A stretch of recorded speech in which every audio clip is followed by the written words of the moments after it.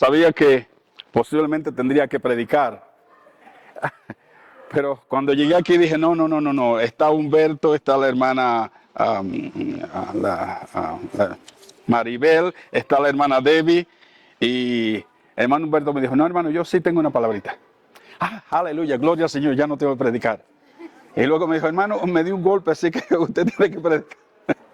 Bueno, realmente el Señor ha confirmado, sí, que yo predique esta palabra. Creo que la prediqué el año pasado. Pero hay necesidad de ella. Así que vamos a predicar acerca del el reino de Dios. El reino de Dios. Todos nosotros que hemos nacido de nuevo, estamos en el reino de Dios. Vamos a entender esto. Todos nosotros que hemos nacido de nuevo, estamos en el reino de Dios. El reino de Dios es una naturaleza también que está dentro de nosotros. Uno de los problemas que tenemos en la iglesia es que Dios nos ha dado el instinto de preservación, preservación propia. Y muchas veces este instinto de preservación nos ha guardado, nos ha salvado. Usted nunca mete la mano en el fuego porque sabe que no lo debe de hacer. Es el instinto de preservación. Pero al mismo tiempo ha sido a veces un detrimento para nosotros en cuanto a nuestra entrega al Señor. La hermana Debbie estaba predicando y mencionó el libro Pies de siervas en los lugares altos. La autora es Hannah Hurnard. Hannah Hurnard. Si usted puede ir a la librería y comprarlo, sería muy bueno. Pies de siervas en los lugares altos. La hermana Debbie describía cómo, temerosa, quería ir con el pastor a los lugares altos. Pero él le dijo, antes de emprender el viaje, tengo que sembrar la semilla de amor en ti. Y era dolorosa. Muchas veces lo que queremos son las bendiciones de Dios, pero no pagar el precio que Dios exige de nosotros. Y así no funciona, queridos hermanos. Así no funciona. Mire, querido hermano, si usted quiere lo máximo que Dios tiene para usted, usted tiene que convencer a Dios que usted quiere esto. ¿Y de dónde saca usted esa escritura, hermano Nelson? Se lo voy a decir. Dice la Biblia, ¿qué tal si un señor tiene un siervo que ara en el campo? Cuando regresa a la casa, ya ha caído el sol, viene cansado, viene sudado, viene hediondo, viene hambriento. El amo no le dice, oh, pobrecito, ven, siéntate aquí. No, le dice, sírveme y una vez que yo esté satisfecho, entonces sírvete tú. Lo que Dios está diciendo con ustedes, compláceme a mí y yo te daré hasta la mitad de mi reino. Tan simple como eso. El sentarnos a la diestra de Dios, sentado en el trono con el Señor Jesús, significa obtener la mitad del reino. Y solamente un puñado de hombres y mujeres que tengan el valor, la valentía de entregarse 100% sin reservas a Dios, esto llegarán. Entonces vamos a entender que muchas veces el instinto de preservación propia nos puede detener de entregarnos totalmente a Dios. Un ejemplo lo tenemos cuando el pueblo de Israel salió de Egipto. Por 40 años vagaron en el desierto. Dios le proveyó comida, bebida, zapatos, de todo. Cuando vino el tiempo en que Dios trajo su pueblo al monte Sinaí, donde espiritualmente Dios quería consumar el matrimonio. ¿Sabe lo que hizo el pueblo? Cuando oyó las trompetas y el monte que se estremecía y el fuego y la voz, se espantaron y echaron hacia atrás. Y dijeron, mira Moisés, tú habla con Dios y entonces dinos a nosotros lo que Dios quiere. Pero no tengamos nosotros relación con Dios porque vamos a perder nuestra propia vida y eso es lo que Dios quiere. Si vamos a tener la vida de Dios, no podemos tener dos vidas, queridos hermanos. Entonces vamos a entender que Dios, yo recuerdo cuando me convertí, fue mayo 25 de 1968. De alguna manera yo entendí que tenía que entregarme 100%, así que me entregué 100%. El Señor me dijo que no fuera a la universidad y yo le dije, muy bien, Señor, no voy a ir a la universidad, pero asegúrate que me des un buen ministerio. ¿Sabe lo que es un buen ministerio? No predicarle a 5,000 personas para allá, no venir aquí y compartir con ustedes. Amén. Entonces vamos a entender, queridos hermanos, estamos al final de la edad. Estamos en el reino de Dios. ¿Sabe cómo lo sabemos? Dice la Biblia, Dios nos ha trasladado del reino de las tinieblas y nos ha trasladado ¿dónde? Al reino de su amado Hijo. ¿Dónde estamos entonces? En el reino de su amado Hijo. Lo que el Espíritu Santo está haciendo esta noche y en todas estas reuniones y según caminamos con el Señor es creando en nosotros una conciencia de dónde estamos. Estamos ante la presencia de nuestro Padre Dios. Pero nuestro Padre Dios no puede revelarse enteramente a nosotros porque aún somos carnales. Y tenemos mucho que dejar atrás. Pero al estar creando una conciencia, entonces nosotros con mucho cuidado vamos a conducirnos en el reino de los cielos. Amén. Muy bien. En Mateo, capítulo 6. Mateo, capítulo 6. Comenzando en el verso 31. Mateo, capítulo 6, verso 31 dice, no os afanéis, pues diciendo qué comeremos, o qué beberemos, o qué vestiremos. Porque los gentiles, no ustedes, los gentiles buscan todas estas cosas, pero vuestro Padre Celestial sabe que tenéis necesidad de todas estas cosas.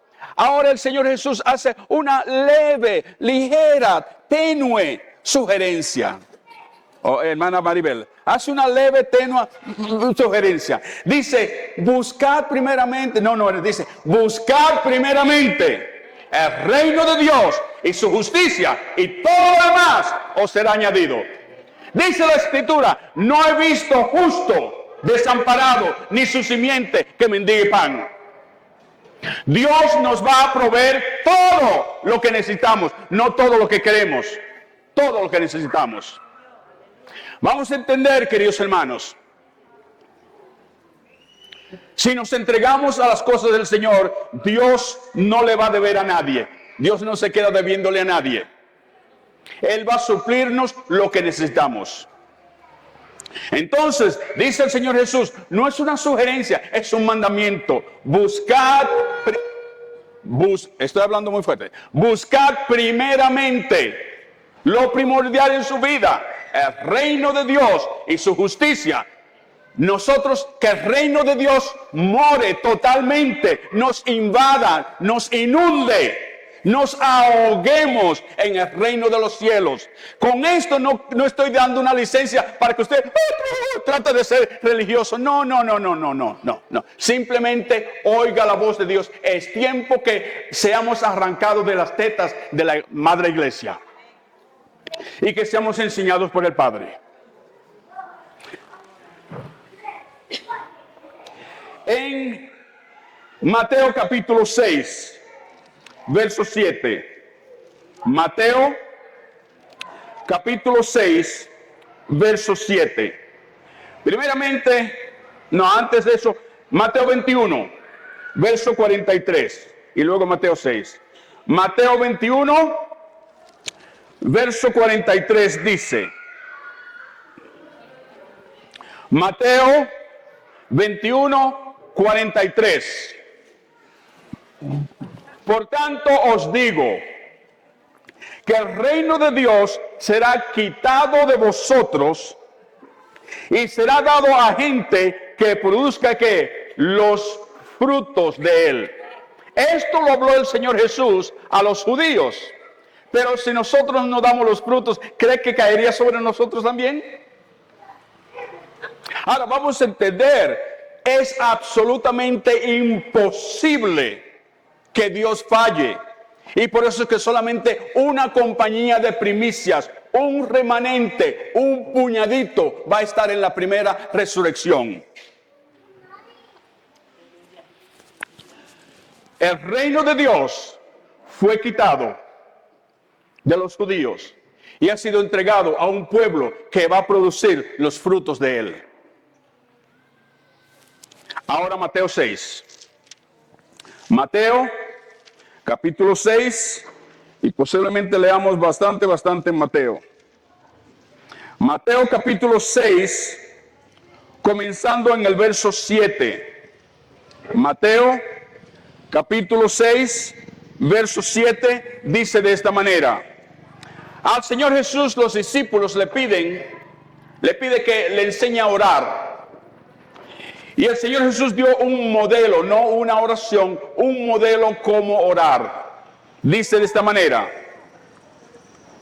Y orando, no uséis vanas repeticiones como los gentiles que piensan que por su palabrería serán oídos. No es la mucha palabrería, es que usted lo haga en el Espíritu. Hay hermanos y hermanas, oh hermano, yo oro 5 horas al día. Sin embargo, no hay cambio en la vida de ellos. No es lo mucho que usted haga, es lo que usted haga en el Espíritu, lo que aprovecha. Dice, no hagan como los gentiles que usan mucha palabrería, simplemente oren en el Espíritu.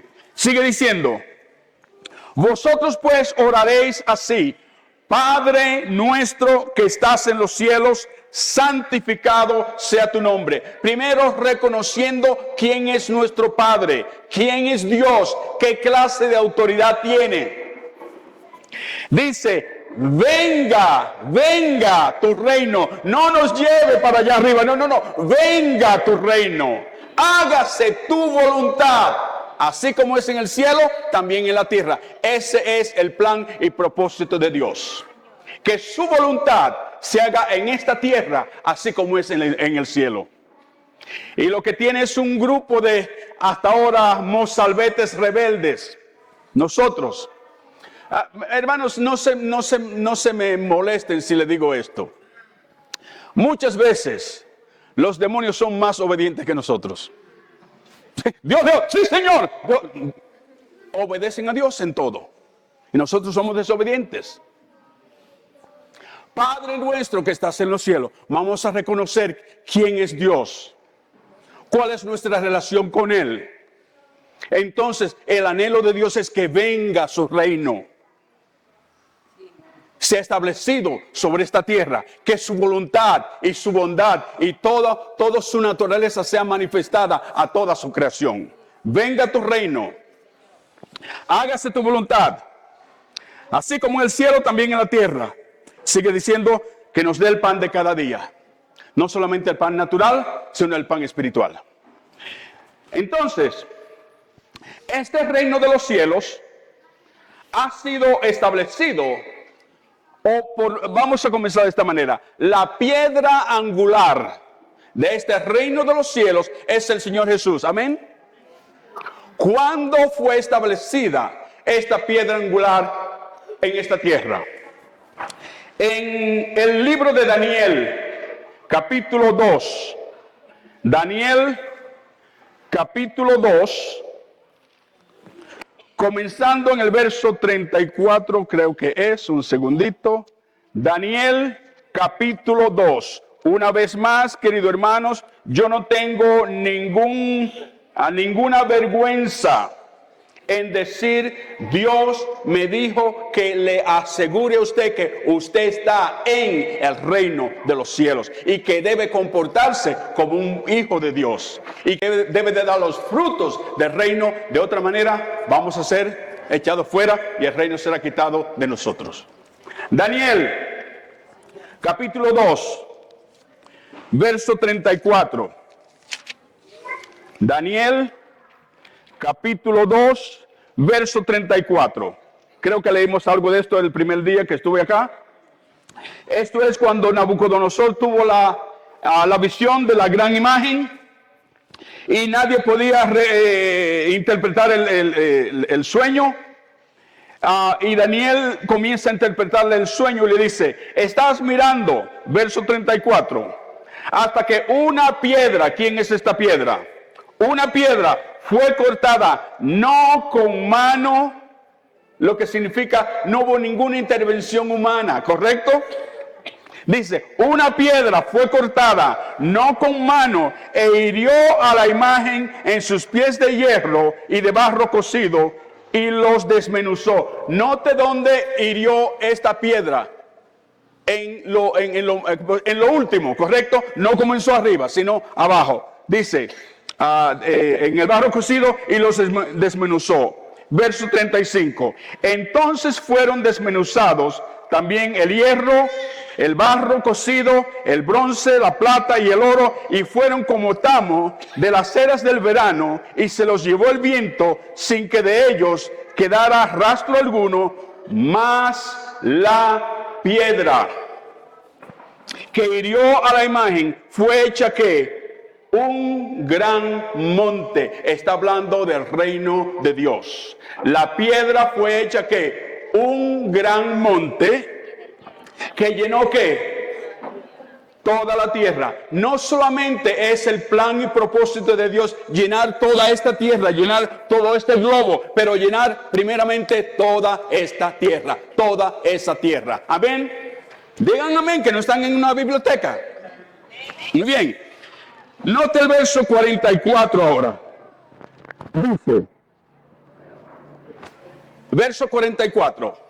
Y en los días de estos reyes, el rey del cielo levantará un reino que no será jamás destruido, ni será el reino dejado a otro pueblo. Desmenuzará y consumirá a todos estos reinos, pero él permanecerá ¿por cuánto tiempo? Entonces, queridos hermanos, vamos a entender, vamos a ver en los días de cuáles reyes iba Dios a establecer este reino, o por lo menos poner la piedra angular. En Lucas, capítulo 2, creo que es Lucas capítulo 2. Vamos a ver si en Lucas capítulo 2, o tal vez por el tiempo yo les pueda decir exactamente.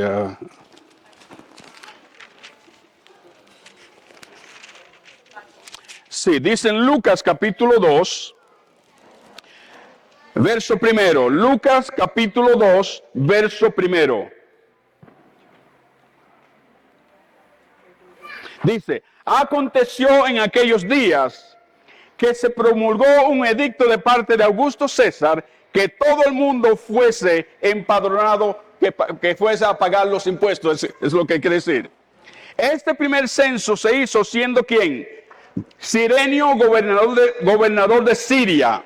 En el capítulo 3, versos 1 y 2 dice, en el año 15 del reinado de Tiberio César, siendo gobernador de Judea Poncio Pilato, y Herodes tetrarca de Galilea, y su hermano Felipe tetrarca de Ituria, y de la provincia de Traconite, y Licias tetrarca de Abilinia. Está hablando de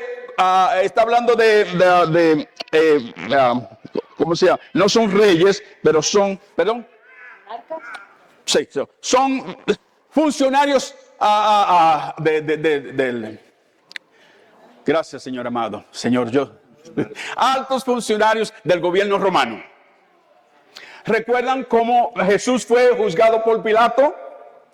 ¿Se recuerdan? Entonces, en esos días fue que vino María y dio a luz al Señor Jesús. La piedra fue introducida en este tiempo. La Biblia lo dice muy claramente. Entonces, esa piedra, que es la piedra angular, fue establecida no solamente sobre esta tierra, sino en su vida cuando usted nació de nuevo. Amén. Entonces, La Biblia habla mucho acerca del reino de los cielos, porque quiere que nosotros estemos conscientes dónde estamos y lo que Dios está haciendo y cuándo se va a concluir todo esto. Queridos hermanos, no hay tiempo para estar con divisiones, no hay tiempo para estar con esta zozobra de que tú me hiciste y yo te... No, queridos hermanos, no hay tiempo para eso. No malgastemos nuestro tiempo entonces, si no vamos a, si hemos corrido tanto para perder el premio, queridos hermanos. En Mateo capítulo 3, no es tiempo para estar jugando a iglesias, es tiempo de ponernos serios, porque en estos últimos días, lo que Dios va a hacer es que va a arrancar el reino de todas las naciones y le va a entregar a los santos del Dios Altísimo. Amén. A nosotros. Pero si estamos peleando y conviéndonos entre nosotros, ¿qué nos va a dar? Mateo capítulo 3, verso 1 dice: en aquellos días vino Juan el Bautista predicando en el desierto de Judea y diciendo: arrepentíos, porque el reino de los cielos se ha acercado. Ese fue el mensaje que comenzó Juan el Bautista a predicar. Pero note lo que dice el Señor Jesús. En el capítulo 4 y versos 17 dice: desde entonces comenzó Jesús a predicar y a decir: arrepentíos, porque el reino de los cielos se ha acercado. Hay mucho que la Biblia habla del reino de los cielos. Note en el libro de los Hechos, capítulo 1 y verso 3, para que usted vea, se percate, se cerciore cuán importante o cuán importante es el reino de los cielos, por cuanto la Biblia habla tanto de él. Note en Hechos capítulo 1, verso 3, dice, verso 1: en el primer tratado, oh Teófilo, hablé acerca de todas las cosas que Jesús comenzó a hacer y a enseñar hasta el día en que fue recibido arriba, después de haber dado mandamientos por el Espíritu Santo a los apóstoles que había escogido. Note el verso 3, extremadamente importante. Dice: a quienes también, después de haber padecido, se presentó vivo con muchas pruebas indubitables, apareciéndoles durante ¿cuántos días? Y hablándoles acerca de ¿qué? Vamos a pausar ahí. 40 días, y el único mensaje de lo único que le hablaba era del reino de los cielos. Y por supuesto comenzaban a las 11 de la mañana. No, querido hermano. Tomaban su cafecito, a las 6 de la mañana comenzaba a hablarle del reino de los cielos. Se acostaban a las 11 de la noche hablándole más de 700 horas. Hablando solamente del reino de los cielos, de donde estamos nosotros, de lo importante que es para Dios. Entonces, nosotros hemos nacido de nuevo y Dios nos ha trasladado, nos arrancó de las tinieblas, nos ha traído ¿dónde? Al reino de su amado Hijo. El reino de los cielos no es solamente el Señor Jesús estableciendo su reino aquí, sino dentro de nosotros mismos también, como vamos a ver. En Mateo capítulo 5, dice de esta manera. Mateo capítulo 5. Verso 3. Dice: bienaventurados los pobres, porque de ellos es el reino de los cielos. Si yo oí bien, mi querido hermano Eugenio estaba diciendo, Dios no ha llamado a los poderosos, a los intelectuales, a los eruditos, a los que han ido a las universidades. No, llamó a un pueblo débil, un pueblo que tiene que depender de su Dios. Ser pobre de espíritu significa que no tenemos suficiencia en nosotros mismos. Dependemos única y exclusivamente de nuestro Dios. Amén. Estos son los pobres de espíritu. Ahora, en Mateo 7, verso 21, hay algo muy importante que debemos decir acerca del reino de los cielos. Número 1, no es para los eruditos, para los genios, es para los pobres en espíritu, como somos nosotros. Hay un pequeño problemita muy leve en el reino de los cielos. Y es que especialmente en los Estados Unidos, para usted ser, por ejemplo, un pastor, tiene que ir a colegio bíblico, tiene que ir a la universidad, tiene que ir, etcétera, todo esto, todos los aranceles que trae esto. El problema entonces es que hay muchos ministros que se casan con su don, con su ministerio y no tienen realmente una relación con el Señor. ¿Por qué digo esto? Note lo que dice el verso 21. Verso 21. Verso 20. Dice, así que por sus frutos los conoceréis. Verso 22, más bien. Muchos me dirán en aquel día, Señor, Señor, ¿no profetizamos en tu nombre? Y en tu nombre echamos fuera demonios, y en tu nombre hicimos muchos milagros. Entonces les declararé, nunca os conocí, apartaos de mí, hacedores de maldad. Yo puedo estar en el reino, puedo predicar en español, en inglés, puedo ser usado por Dios haciendo milagros y todo esto. Pero el problema es que muchos de estos ministros dependen de su habilidad oratoria, de dar un mensaje y evanar un buen mensaje sin tener realmente una palabra de Dios. Cuando yo vengo a escuchar un mensaje, yo no quiero oír el nivel oratorio o como una persona concatene se dice, irvane, yo quiero oír cuál es la palabra de Dios para mí. Pero muchos de estos ministros, hermanos, descansan en su don y están casados con su don y no tienen una íntima relación con el Señor. Mire lo que dice en Proverbios capítulo 31, verso 30. Proverbios capítulo 31 y verso 30. Proverbios capítulo 31 y verso 30. Si usted cree que está hablando de la mujer virtuosa, sí lo está haciendo, pero una vez más, la palabra de Dios es bien profunda y no tiene un solo nivel. Capítulo 31 y verso 30 de Proverbios dice, engañosa es la gracia, vana la hermosura, la mujer que teme a Jehová, esa será alabada. La palabra gracia aquí es también el don. Engañoso es el don. No que el don engañe, pero yo puedo engañarme creyendo que porque tengo el don, ya tengo una relación con el Señor. Y no es así. Engañosa es la gracia. ¿Puede el don engañarme? Sí, porque yo creo que no necesito al Señor porque tengo el don, puedo operar en el don y los tontitos pues creen que estoy haciendo la voluntad de Dios. Engañosa es la gracia, vana la hermosura. La unción puede ser vana, queridos hermanos.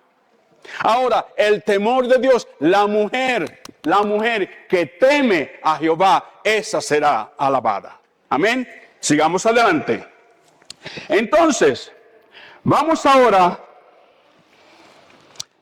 a Mateo capítulo 13. Mateo capítulo 13. Esto nos habla bastante acerca del reino de los cielos donde usted y yo estamos. Mateo capítulo 13, verso 37. Queridos hermanos, estamos en el reino. Y el reino está dentro de nosotros. Vamos a describir el reino de Dios dentro de un ratito. Mateo capítulo 13 Verso 37 dice, respondiendo él les dijo, el que siembra la buena semilla es el Hijo del Hombre. El campo es el mundo, la buena semilla son ¿qué? Los hijos del reino. Y la cizaña son los hijos del malo. El enemigo que la sembró es el diablo, la siega es el fin del siglo y los segadores son los ángeles. Note el verso 40. De manera que como se arranca la cizaña y se quema en el fuego, así será en el fin de este siglo. El primer día dijimos que estamos en el séptimo día de la creación, en el séptimo milenio, donde Dios presenta un hombre que va a reinar y a gobernar sobre toda su creación. Amén. Sigue diciendo el verso 41. Enviará el Hijo del Hombre a sus ángeles. Y note, recogerán ¿de dónde? De su reino a todos los que sirven ¿qué? De tropiezo y hacen ¿qué? Iniquidad. Lo que significa que yo puedo estar predicando, como sí decía el hermano Eugenio, yo puedo haber estado predicando y ser eliminado. Ser eliminado. No significa que voy a perder mi salvación, no. Significa que puedo perder el lugar de estar en la compañía de primicias. Y como dice, añade el Señor Jesús, dice, allí será el lloro y el crujir de dientes. Cuando yo lo vea a ustedes reinando y gobernando con Cristo y yo cortándome las uñas porque yo pude estar allí, pero no me entregué 100% al Señor y no permití que el reino de Dios llenara toda esta tierra. Entonces dice, enviará al Hijo del Hombre a sus ángeles y recogerán de su reino a todos los que sirven de tropiezo y a los que hacen iniquidad, y los echarán ¿dónde? En el horno de fuego, allí será el lloro y el crujir de dientes. No dice el lago de fuego, dice el horno de fuego, la gran tribulación. El próximo verso dice, entonces los justos, los que queden en el reino de los cielos, van a heredar el reino y resplandecerán ¿qué? Como el sol en el reino de su Padre. Estamos en el reino, queridos hermanos, pero los judíos perdieron la oportunidad de ser los que reinen y gobiernen, porque no dieron los frutos. Una preguntita, ¿qué le detiene a usted de dar los frutos del reino? ¿Sabe lo que me detiene a mí? Que yo me amo más a mí mismo que lo que amo al Señor. En muchas veces, en muchas cosas. No me entrego 100% como Él quiere que yo me entregue, porque todavía tengo la reserva. No. Yo quiero los beneficios, pero no pagar el precio.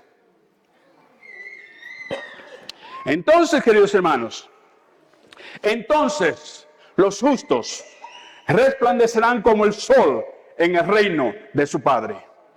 ¿Qué es el reino de los cielos? Es muy difícil de escribir con palabras en castellano lo que es el reino de los cielos. Pero es algo espiritual. En Romanos 14, Pablo nos da una orejita, como dicen aquí, un vislumbre. Romanos 14, verso 7. Romanos 14, verso 7 dice, verso 17. Romanos 14, verso 17 nos dice, porque el reino de Dios no es comida, no es bebida, no es nada natural, sino que justicia, paz y gozo en el Espíritu Santo. El reino de los cielos es esa naturaleza espiritual que Dios engendra en nosotros. Es ese reino espiritual al cual somos trasladados. Vamos a buscarlo en Colosenses 1:13. Colosenses 1:13. Colosenses 1:13, verso 12 dice. Colosenses capítulo 1, verso 12 dice de esta manera. Por favor, hermano, note la mayoría de 90% de nuestros queridos, preciosos hermanos que están en el reino de los cielos no saben dónde están. Son niñitos que están pegados al seno de la madre y no saben nada, solamente chupando su tetera. Pero porque Dios ha abierto nuestros ojos y nos ha dado entendimiento, hay una gran responsabilidad entonces sobre nosotros. Sobre nuestros hombros descansa la libertad de toda la creación, queridos hermanos. Dios no va a fallar. Dios no va a fallar. Colosenses capítulo 1, verso 12 dice: con gozo, dando gracias al Padre, que nos hizo aptos para participar de la herencia de los santos en luz. Note el verso 13. El cual nos ha librado de la potestad de las tinieblas y trasladado ¿dónde? No, nos ha trasladado ¿dónde? Nos ha trasladado ¿dónde? ¿Dónde estamos? ¿Dónde estamos? ¿Dónde estamos? Quiera Dios, el Espíritu Santo, crear en nosotros esta conciencia. ¿Dónde estamos? Para que andemos circunspectly, para que andemos cuidadosamente delante de Dios. En justicia, en el Espíritu. Entonces, en Lucas, capítulo 17 y verso 20, para que usted vea que no solamente estamos en el reino, sino que el reino está dentro de nosotros. El reino de Dios es esa naturaleza de Cristo que está morando en nosotros. Cuando usted nació de nuevo, no sé si en español ese coro que dice: Dios descendió, sí, Dios descendió y su gloria me llenó. Dios está aquí dentro. La Biblia dice: es Cristo en dentro de vosotros, que la esperanza de gloria. Lucas capítulo 17 verso 20. Lucas 17 verso 20 dice de esta manera. Lucas 17, verso 20. Preguntado por los fariseos cuándo había de venir el reino de Dios, les respondió y dijo: el reino de Dios no vendrá con advertencia, no será algo exterior, no será algo exterior. Ni dirán helo aquí o helo allí, porque aquí el reino de Dios está ¿qué? Entre vosotros. Una vez más, queridos hermanos, cuando usted nació de nuevo, ¿qué implantó Dios dentro de usted? ¿Dónde está Cristo? Aquí. El reino está dentro de usted y usted está en el reino. Amén. Amén. Muy bien. En Segunda de Pedro, capítulo 1, verso 2 al 4. Segunda de Pedro, capítulo 1, verso 2 al 4.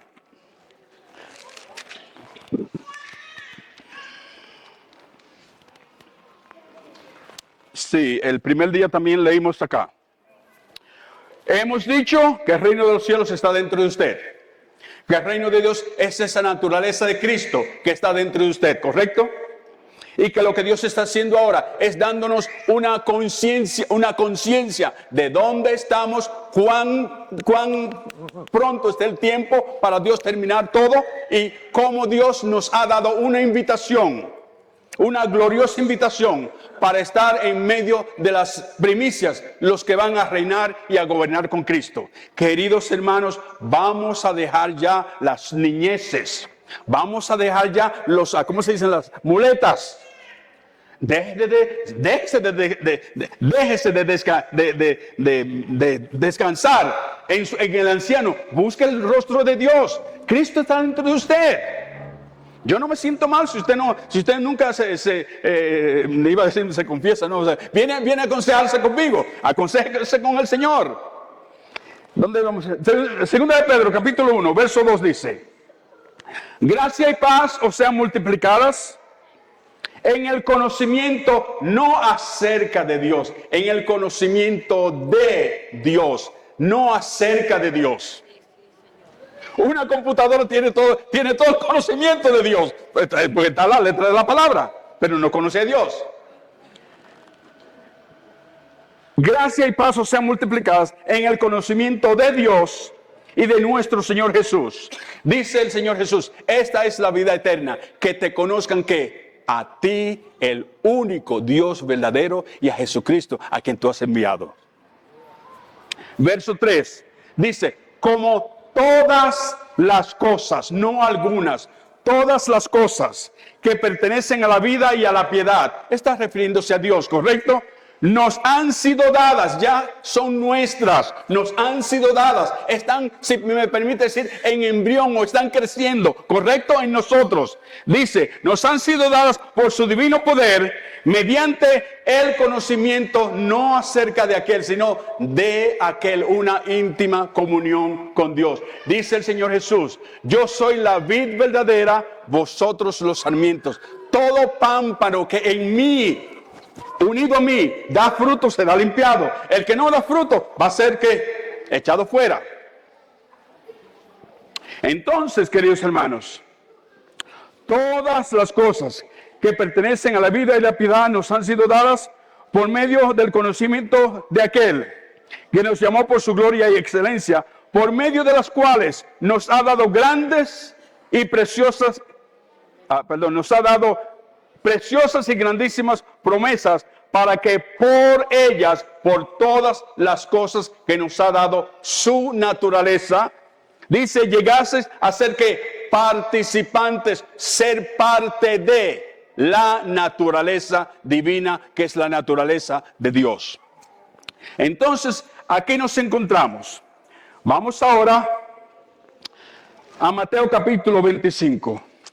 Mateo capítulo 25, porque tenemos una alegoría, un cuadro espiritual, una advertencia espiritual que el Señor nos da en Mateo 25.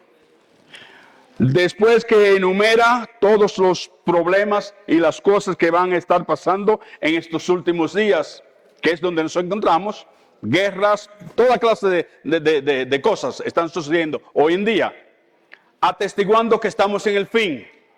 Dice, entonces, el reino de los cielos, verso 1, será semejante a ¿qué? A 10 vírgenes que tomando sus lámparas salieron a recibir al esposo. Estas 10 vírgenes es una alegoría, un cuadro espiritual, está hablando de toda la iglesia.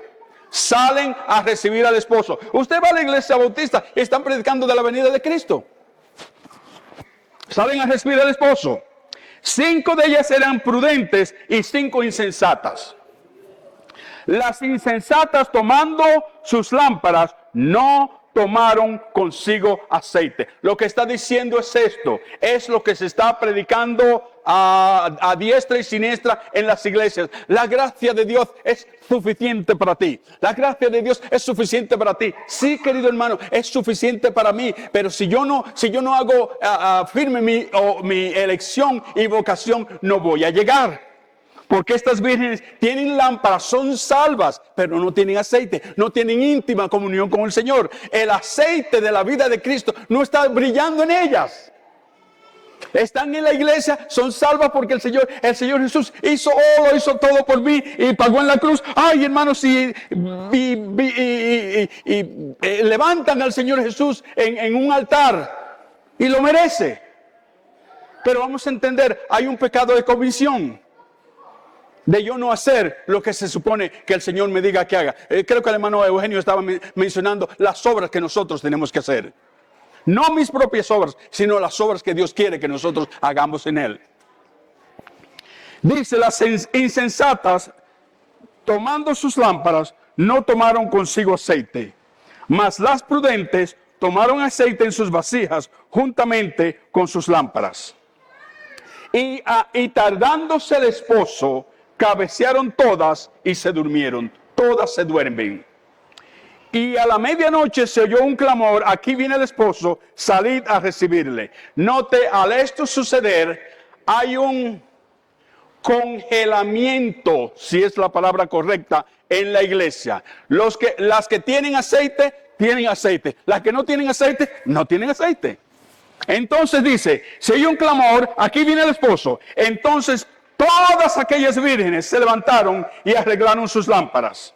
Y las insensatas dijeron a las prudentes, danos de vuestro aceite, porque nuestras lámparas se apagan. Mas las prudentes respondieron diciendo, para que no nos falte a nosotras y a vosotras, id más bien a los que venden y comprad para vosotros mismas. Yo creo que no eran buenas cristianas, porque no están compartiendo. No, querido hermano, esto no es lo que significa.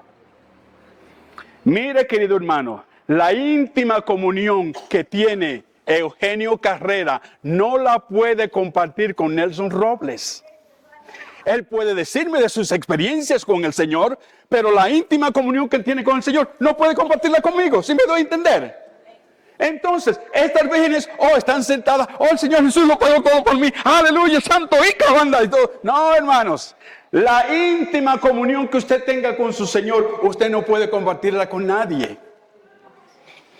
Entonces la Virgen sensata le dicen, para que no nos falte a nosotros y a vosotras, y comprad. Entonces note lo que se dice. Pero mientras ellas iban a comprar, vino el esposo, y las que estaban preparadas entraron ¿dónde? ¿Dónde entraron? Con él en las bodas. ¿Qué sucede cuando un novio entra en la cámara nupcial con la novia? La última e íntima comunión sucede allí, donde el novio se entrega incondicionalmente a la novia y la novia se entrega incondicionalmente al novio, ¿verdad que sí? Entonces, esta es la primera resurrección de lo que el Señor Jesús está hablando.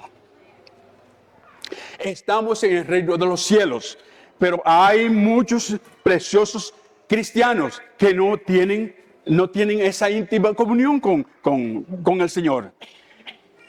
Una vez recibieron al Señor, pero se estancaron, se quedaron allí. Entonces no van a estar en la primera resurrección. Pero note la advertencia de Dios a nosotros. Nos está diciendo que estamos en el reino de los cielos. El reino de los cielos está en nosotros, pero nos dice, si no dan los frutos, van a ser echados fuera. El reino será quitado de vosotros y será dado a gente que produzca el fruto de él. Entonces, estamos en el reino, pero hemos sido llamados para heredar el reino, no simplemente para estar en el reino. Y es una compañía de primicias, esos que van a heredar y gobernar con Cristo. Regresando a Mateo 13. Mateo 13, vamos a ver algunos aspectos del reino donde estamos nosotros. Amén. Amén. Muy bien, verso 24. Dice, les refirió otra palabra diciendo, el reino de los cielos es semejante a un hombre que sembró buena semilla, ¿dónde? En su campo. La buena semilla es la vida del Señor Jesús. Dice en Juan 12:24, si el grano de trigo, él es el grano de trigo, ¿correcto? ¿Dónde cae? En esta tierra. Y se supone que lleve fruto. Entonces, la semilla es sembrada en esta buena tierra. En el verso 44 nos dice, además, el reino de los cielos es semejante a un tesoro escondido en un campo, el cual un hombre halla y gasta 2 o 3 centavos comprando el campo y lo esconde de nuevo. No dice, gasta todo lo que tiene, se entrega incondicionalmente, entrega todo lo que él es y posee. No hay ninguna inhibición, no hay ningún paro, no hay un instinto de preservación. No, Señor, aquí estoy, haz conmigo conforme a tu voluntad. Querido hermano, si yo fallo es porque yo no quiero pagar el precio, no porque Dios no me ha dado el entendimiento y la oportunidad para estar con él en el reino de los cielos, reinando y gobernando. Estoy hablando de esto. Entonces, es como un tesoro, el cual un hombre halla y lo esconde de nuevo, y gozoso por ello va y vende todo lo que tiene y compra aquel campo.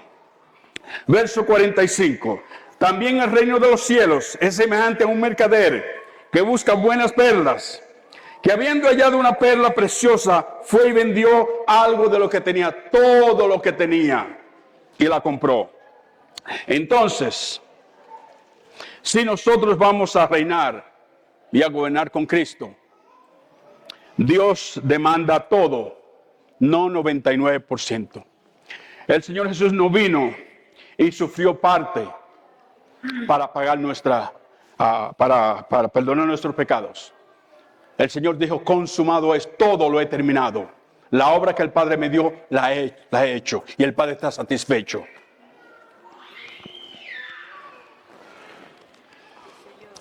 En Hechos, capítulo 1, verso 6 ahora. Hechos, capítulo 1, verso 6. Hechos, capítulo 1, verso 6. Dios es soberano, queridos hermanos, y habrá cambios que Dios permitirá. Hay otras cosas que permanecerán sin cambiar. Los judíos estaban esperando que el Mesías iba a ser una gran figura militar que los iba a libertar de la esclavitud romana. Pero Dios tenía otros pensamientos. Y en el verso 6, los discípulos aún albergan este deseo. Y le preguntan en el verso 6. Entonces los que se habían reunido le preguntaron diciendo, Señor, ¿restaurarás el reino a Israel en este tiempo? Y les dijo, no os toca a vosotros saber los tiempos o las sazones que el Padre puso en su sola potestad. No sean metiches, no está diciendo, no son sus negocios, no son cuenta de sus rosarios. Pero recibiréis poder cuando haya venido sobre vosotros el Espíritu Santo, y me seréis testigos en Jerusalén, en toda Judea, en Samaria y hasta lo último de la tierra. Esto tiene dos aplicaciones. En la iglesia bautista dice que para que vayamos a predicar, pero también lo que está diciendo, la razón por la cual usted recibe la investidura del Espíritu Santo es para que usted manifieste la vida que está dentro de usted y usted sea un testigo delante de Dios de esa vida que Él ha plantado en usted. Amén. Muy bien. ¿Qué más puedo decir? ¿Qué más puedo decir, Señor? Estamos en el reino. El reino está en nosotros. Dios está listo para terminar la obra y está creando en nosotros la conciencia de dónde estamos, de qué somos, cuán presto o cuán cerca está el tiempo. Y Dios dice, yo comencé la buena obra en ti. Todo lo que tú tienes que hacer, dame tu mano, camina conmigo, te voy a llevar por el fuego para que cuando terminemos la obra, tú puedas sentarte conmigo a reinar y a gobernar con Cristo. Porque carne y sangre no puede que heredar el reino de los cielos. Una última escritura. Salmo 127, verso primero. Salmo 127, verso primero. Salmos 127, verso primero. Dice, y todos los que hayan oído al hermano Samuel Five, o al hermano Humberto Medina, o al hermano Eugenio Carrera, hermano Fran López, hermano. Dice, si Jehová no edificare la casa, en vano trabajan los que edifican. Si Jehová no guardara la ciudad, en vano vela la guardia. Todo comienza con Dios, todo termina con Dios. A Él sea la gloria por toda la eternidad. Amén.